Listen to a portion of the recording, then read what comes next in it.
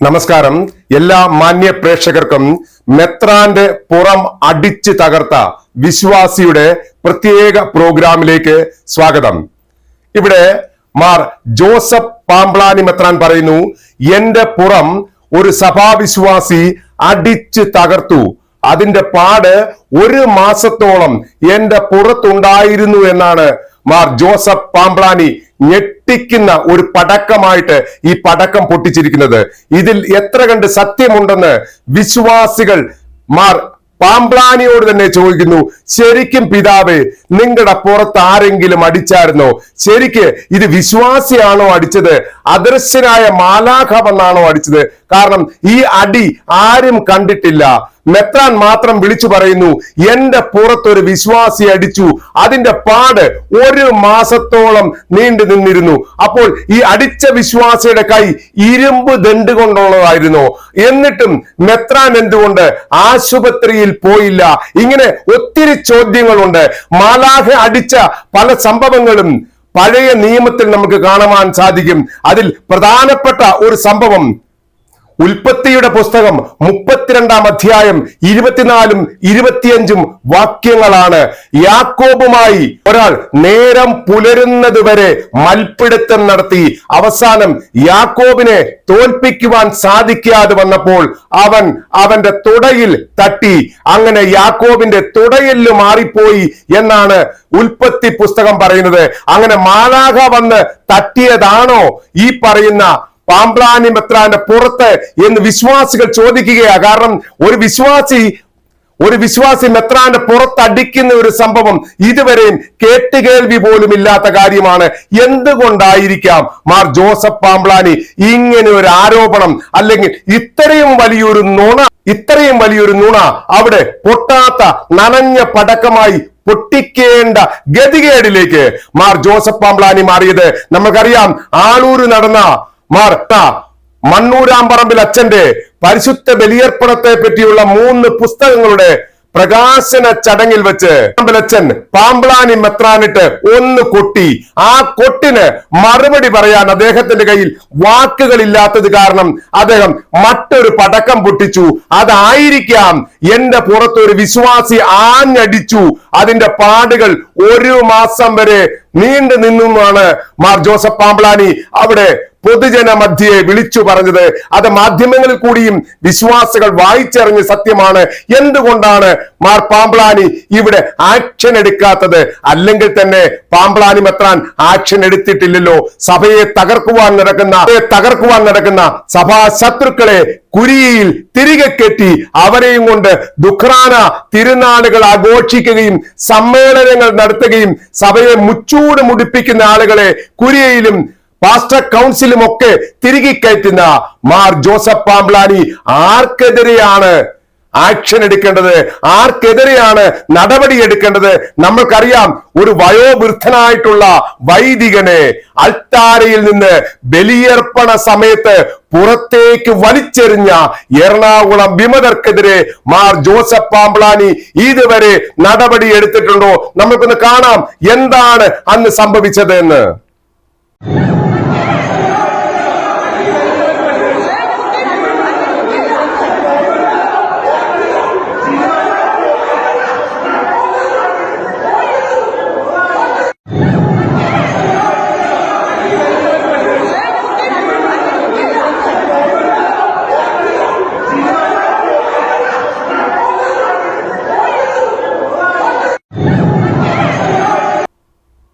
നമ്മൾ കണ്ടു, വയോവൃദ്ധനായ ഒരു പുരോഹിതനെ പരിശുദ്ധ ബലിയർപ്പണ സമയത്ത് ചുരുട്ടിക്കൂട്ടി പുറത്തേക്ക് വലിച്ചെറിഞ്ഞ എറണാകുളം വിമതർക്കെതിരെ കൈവിരൽ അനക്കുവാൻ മാർ ജോസഫ് പാമ്പ്ളാനിക്ക് ഇതുവരെയും സാധിച്ചിട്ടില്ല.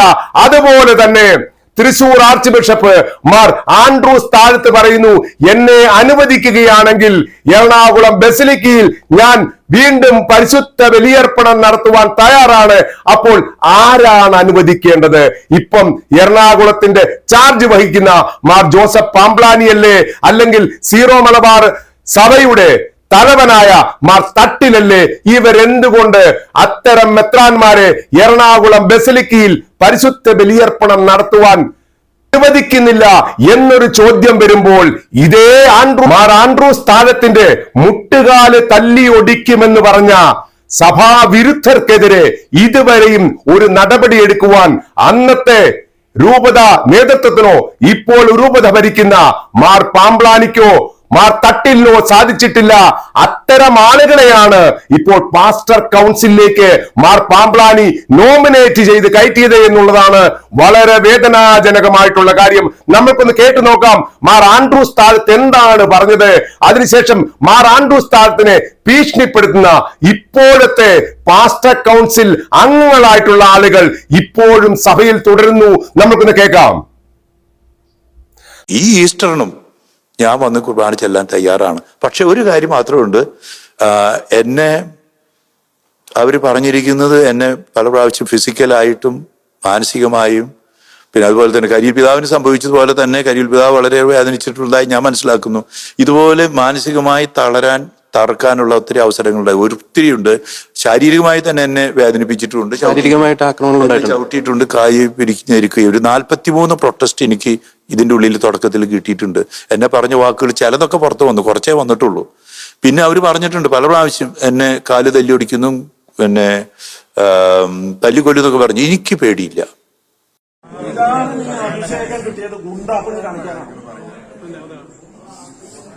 ആരാണ് നിങ്ങൾ ഈ ഭീഷണിപ്പെടുത്താൻ പഠിപ്പിച്ചത്?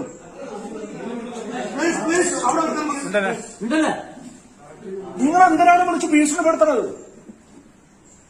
എനിക്കറിയാൻ വരാൻ വേണ്ടി ചോദിക്കാം. നിങ്ങളൊരു ബിഷപ്പല്ലേ, ഗുണ്ട എന്നല്ലോ. നിങ്ങൾ വിളിച്ച് ഭീഷണിപ്പെടുത്തുന്നു പലരെയും. അതെന്ത് വൃത്തികേടാണ് പിതാവ്, നാണമില്ലേ? ഞാൻ പിതാവിനെതിരെ ഒരു പോസ്റ്റ് ഇട്ടെന്നും പറഞ്ഞ് പിതാവ് ഒരു കേസ് കൊടുത്തവിടെ അല്ലേ? ഞാൻ അവിടെ കേസ് കൊടുത്തതിന് ശേഷം പിതാവ് ആ CIനെ വിളിച്ചു പറഞ്ഞു എനിക്ക് കേസുമായി മുന്നോട്ട് പോകാൻ താല്പര്യമില്ല, എന്നോട് അടുത്തു വരാൻ. അല്ലേ? ഷൈജു ആന്റണിയാണ്. അല്ലല്ല, ഞാൻ പറഞ്ഞതേ ഒരു മാന്യത കാണിക്കണം പിതാവ്. ആ കരിയിൽ പിതാവ് ഒരു കത്തെഴുതി അല്ലേ? പിതാവിന്റെ സ്വന്തം മനസ്സിൽ നിന്നൊരു കത്തെഴുതി. നിങ്ങൾ ആരാ അവിടെ പോയി ആ കത്ത് പിൻവലിക്കണമെന്ന് ആവശ്യപ്പെടാൻ? ആരാണ് നിങ്ങൾ?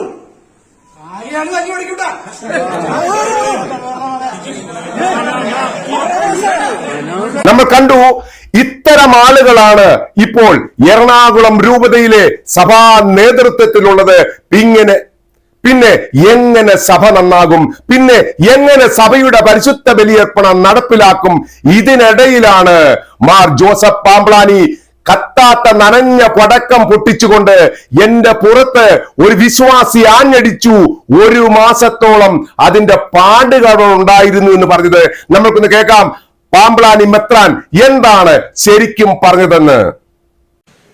ഈ യോഗത്തിന്റെ മുഖ്യ സംഘാടകനായി നമ്മളോടുകൂടെ ആയിരിക്കുന്ന പ്രിയപ്പെട്ട ജോസ് മാണിപ്പറമ്പിലച്ച,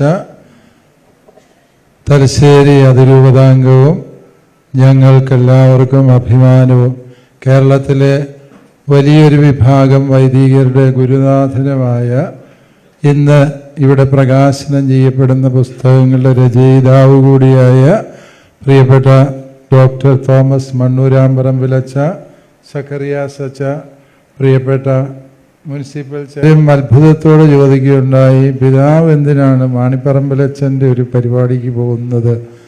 അതിൻ്റെ വല്ല ആവശ്യമുണ്ടോ എന്നോട് ചോദിക്കും. പിതാവിനെ എതിരായി മാണിപ്പറമ്പിലച്ചൻ എന്തെല്ലാം പറഞ്ഞു. മാണിപ്പറമ്പിലച്ചൻ എന്തെങ്കിലും പറഞ്ഞോ ഇല്ലയോ എന്ന് എനിക്കറിയത്തില്ല. ഞാൻ സോഷ്യൽ മീഡിയ ശ്രദ്ധിക്കുന്നയാളല്ലാത്തത് കൊണ്ട് നമുക്ക് അല്ലാതെ പല കാര്യങ്ങളും നേരെ മുഖതാവിൽ പറയുന്നവരെ കേൾക്കാൻ സമയമില്ലാത്തത് കൊണ്ട് ഞാൻ സോഷ്യൽ മീഡിയ ശ്രദ്ധിക്കുന്നയാളെ അല്ല. അതുകൊണ്ട് മാണിപ്പറമ്പിലച്ചൻ എനിക്കെതിരായി എന്തെങ്കിലും പറഞ്ഞു എന്ന് ഞാൻ വിചാരിക്കുന്നില്ല. ഇനി പറഞ്ഞാലും അത് ആശയപരമായ കാര്യങ്ങളാണ്. ആശയപരമായി മനുഷ്യർക്ക് യോജിക്കാനും വിയോജിക്കാനും സ്വാതന്ത്ര്യമുള്ളൊരു നാട്ടിലാണ് നമ്മൾ ജീവിക്കുന്നത്. അതുകൊണ്ട് ആശയപരമായ വിഷയങ്ങളെ ആരും വ്യക്തിപരമായ വിഷയങ്ങളായിട്ട് എടുക്കേണ്ട കാര്യമില്ല എന്നാണ് എനിക്ക് ഒന്നാമതായിട്ട് നിങ്ങളോട് പറയാനുള്ളത്. നമ്മുടെ വിശുദ്ധ കുർബാനയെ കുറിച്ച് ആണ് സത്യത്തിൽ നമ്മൾ ഗൗരവമായി ചിന്തിക്കേണ്ടത്. ഈ വിശുദ്ധ കുർബാനയെ കുറിച്ചുള്ള നമുക്കിന്ന് ലഭ്യമായതിലെ ഏറ്റവും നല്ല പഠനം എന്ന് പറയുന്നത് ബഹുമാനപ്പെട്ട തോമസ് മണ്ണൂരാമ്പറമ്പിലച്ചൻ രചിച്ച നമ്മുടെ വിശുദ്ധ കുർബാനയുടെ വ്യാഖ്യാനം ആണ് എന്ന് പറയുന്നതിൽ എനിക്ക് വലിയ അഭിമാനവും സന്തോഷവും. ആ പുസ്തകത്തിൻ്റെ അങ്കമാലി അതിരൂപതയെക്കുറിച്ച് നിങ്ങൾ പറയുമ്പോൾ നിങ്ങൾ മനസ്സിലാക്കുക, ഈ അച്ഛനിവിടെ ഉയർത്തി കാണിച്ച ഈ തക്സ, ആ തക്സ അതേപടി അന്നാപ്പെസഹ തിരുനാൾ മുതൽ വിശുദ്ധീകരണത്തിൻ്റെ ബലിപീഠമേ എന്ന് പറയുന്ന ആ പ്രാർത്ഥന വരെയും ഇതേ തക്സ ഉപയോഗിച്ച് കുർബാന ചെല്ലുന്നവരാണ് എറണാകുളം അങ്കമാലി അതിരൂപതയിലെ വൈദികർ. അവർ പുതിയൊരു തക്സ എഴുതിയുണ്ടാക്കുകയോ കണ്ടുപിടിക്കുകയോ ചെയ്തിട്ടില്ല എന്നുള്ളത് നിങ്ങൾ മനസ്സിലാക്കണം. അതുകൊണ്ട് എറണാകുളം അങ്കമാലി അതിരൂപതയിലെ വൈദികരെ ഒറ്റപ്പെടുത്തിയും കുറ്റപ്പെടുത്തിയും മാറ്റി നിർത്തിക്കൊണ്ട് നമുക്ക് ഈ പ്രശ്നം തീർക്കാൻ പറ്റില്ല. അത് നിങ്ങൾ ആദ്യമേ തന്നെ പദ്ധതിയിൽ നിങ്ങൾ വിശ്വസിക്കുന്ന ചിന്താഗതിയുടെ പിൻബലത്തിൽ നിങ്ങൾ എടുക്കുന്ന നിലപാടാണ്. നിങ്ങൾക്ക് അപ്രകാരമുള്ള നിലപാടെടുക്കുന്നതിനുള്ള എല്ലാ അവകാശത്തെയും ഞാൻ ആദരവോടെ നോക്കിക്കാണും. അതുകൊണ്ടാണ് എനിക്കെതിരെ ആരെല്ലാം എന്തെല്ലാം സോഷ്യൽ മീഡിയയിൽ എഴുതിയാലും പറഞ്ഞാലും ഞാൻ ഒരിക്കലും ഒന്നിനും ആരോടും വഴക്കിന് വരാറില്ല. ഇന്നേ വരെ ഞാൻ നിങ്ങളോടൊന്നല്ല, ഇങ്ങനെ എഴുതുന്ന ആരോടും കമാന്നൊരക്ഷരം മറുപടിയായി എഴുതിയിട്ടേയില്ല. സോഷ്യൽ മീഡിയയിൽ സംസാരിക്കാറുമില്ല. കാരണം എനിക്കറിയാം അതെല്ലാം അവര് പൂർണ്ണമായും ശരിയെന്ന് വിശ്വസിക്കുന്ന ഒരാശയത്തിൻ്റെ പിൻബലത്തിൽ നിന്നുകൊണ്ട് അവർ പറയുന്നതാണ് എന്നുള്ളത്. ഈ സഭയോടുള്ള നിങ്ങളുടെ സ്നേഹവും പരിശുദ്ധ കുർബാനയോടുള്ള നിങ്ങളുടെ കരുതലുമാണ് ഇപ്രകാരം നിങ്ങളെ പറയാൻ പ്രേരിപ്പിക്കുന്നത് എന്ന് എനിക്കറിയാം.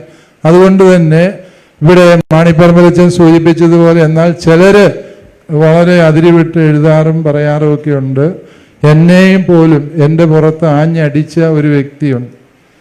അദ്ദേഹത്തിൻ്റെ കൈവിരൽ പാടുകൾ എൻ്റെ പുറത്ത് ഒരു മാസത്തോളം മായാതെ കിടപ്പുണ്ട്. ആ ഒരു വ്യക്തി തന്നെ എൻ്റെ ഡ്രൈവറെ ചവിട്ടി വീഴ്ത്തുകയും എറണാകുളം അരമനയിൽ വെച്ച് ചവിട്ടി വീഴ്ത്തി അവൻ്റെ കഴുത്തിൽ ചവിട്ടി പിടിച്ചിട്ടുണ്ട്. ഇപ്രകാരമുള്ള സംഭവങ്ങളൊക്കെയും നടന്നതാണ്. ഇതെല്ലാം പലരുടെയും മുമ്പിൽ സംഭവിച്ച അതൊക്കെ നമ്മൾ കേട്ടു മാർ ജോസഫ് പാംബ്ലാനിയുടെ വാക്കുകൾ. അദ്ദേഹം പറഞ്ഞത് നുണയാണോ സത്യമാണോ എന്ന് അദ്ദേഹം തന്നെ വീണ്ടും വിശ്വാസികളെ ബോധ്യപ്പെടുത്തട്ടെ. കാരണം വിശ്വാസികൾ ഇപ്പോൾ ചോദിക്കുന്നത് ഒരു മെത്രാനിങ്ങനെ കടിച്ചാൽ പൊട്ടാത്ത നുണ പറഞ്ഞു കഴിഞ്ഞാൽ പിന്നെ ഞങ്ങൾ വിശ്വാസികൾ എന്ത് ചെയ്യണം?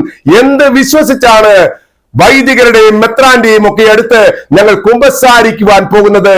ഇവർ നുണകളുടെ ആശാന്മാരാകുമ്പോൾ ഞങ്ങളോട് നുണ പറയരുത് എന്ന് പറയാൻ ഇവർക്ക് എന്ത് അധികാരം? അല്ലെങ്കിൽ തന്നെ കർത്താവ് പറഞ്ഞിരിക്കുന്നത് സാത്താനെ ഉപമിച്ചുകൊണ്ട് അവൻ നുണയന്മാരുടെ പിതാവാണെന്നാണ്. അപ്പോൾ മാർ ജോസഫ് പാംബ്ലാനി നുണ പറയുമ്പോൾ നുണയന്മാരുടെ പിതാവാകുമ്പോൾ അദ്ദേഹവും സാത്താനാണോ? ഇത് മാർ ജോസഫ് പാംബ്ലാനി ചിന്തിക്കട്ടെ, മെത്രാന്മാർ ചിന്തിക്കട്ടെ. അവർക്ക് ചിന്തിക്കുവാനുള്ള ദൈവിക ശക്തി പരിശുദ്ധാത്മാവ് നൽകട്ടെ എന്ന് ആശംസിച്ചുകൊണ്ട് നന്ദി, നമസ്കാരം. നിങ്ങൾ കണ്ടുകൊണ്ടിരുന്നത് വോയിസ് ഓഫ് ട്രൂത്ത്. ഈ ചാനൽ സബ്സ്ക്രൈബ് ചെയ്യാത്ത എല്ലാവരും ചാനൽ സബ്സ്ക്രൈബ് ചെയ്യുക. ഈ വീഡിയോ നിങ്ങൾക്ക് ഇഷ്ടപ്പെട്ടെങ്കിൽ തീർച്ചയായും ലൈക്ക് ചെയ്യുക, ഷെയർ ചെയ്യുക. മെത്രാന്റെ പുറം അടിച്ചു തകർത്ത വിശ്വാസത്തെ പറ്റിയുള്ള ഈ പ്രോഗ്രാമിനെ പറ്റി നിങ്ങളുടെ അഭിപ്രായങ്ങൾ തീർച്ചയായും ഞങ്ങളെ എഴുതി അറിയിക്കുക. ഈ പ്രോഗ്രാമിന് താഴെയുള്ള കമന്റ് ബോക്സിൽ നിങ്ങൾ നിങ്ങളുടെ അഭിപ്രായങ്ങൾ എഴുതുക. നന്ദി, നമസ്കാരം.